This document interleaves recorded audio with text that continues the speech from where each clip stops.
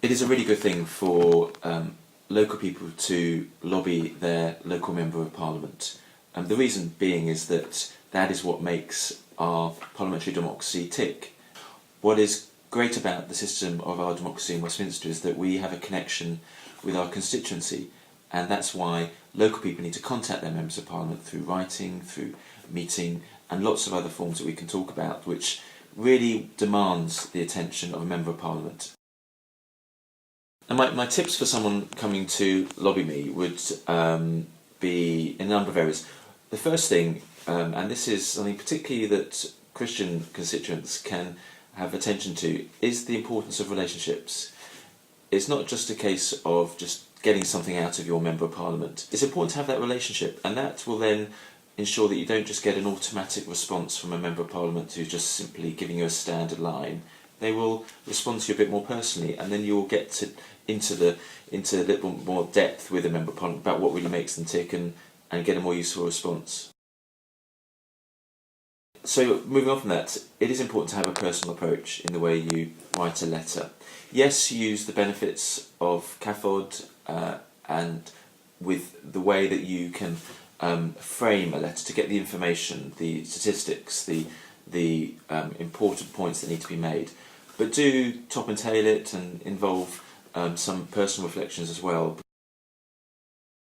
I would say that the most effective way is to have a timely letter that doesn't just simply say something that's already happened in Parliament. So firstly, be informed, make sure you're relevant to what issues of concern to that Member of Parliament. So find out, look on the website, find out what interests them so that they can respond to things that make them stand up and take notice. But in many ways the most effective tool is face-to-face. Like any relationship, you can only do so much by email. I get 100, 200 emails a day, so recognise that there's a limited attention to all of those. And there's so much paper coming through as well, Member of Parliament. Opportunity to book up an appointment at the regular surgeries that all Members of Parliament have, and make your case at that surgery.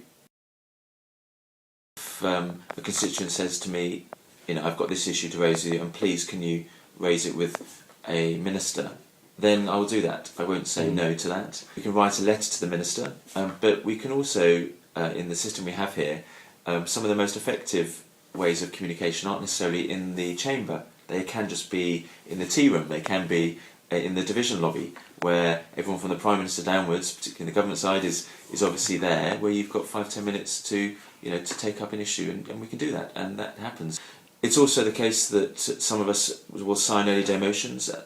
Some people think they're really important ways to voice an opinion of a backbencher, others treat them as political graffiti. But it has led me to actually ask a question in Parliament. So CAFOD formed a group of climate change lobby people, and they raised real issues of concern about renewable energy and sustainability. And that prompted me, when I had the opportunity at a question time with the energy ministers, to ask a particular question about their view on renewable energy, and to invite the minister down to Enfield to see what's happening. So it does have an effect. I myself am passionate about justice. It's what got me into being a Member of Parliament. It is so important that Members of Parliament see their connection with their constituents. It's important that they see the massive concern for Christians about ensuring that we love our neighbour, whether it's in this country or in other countries.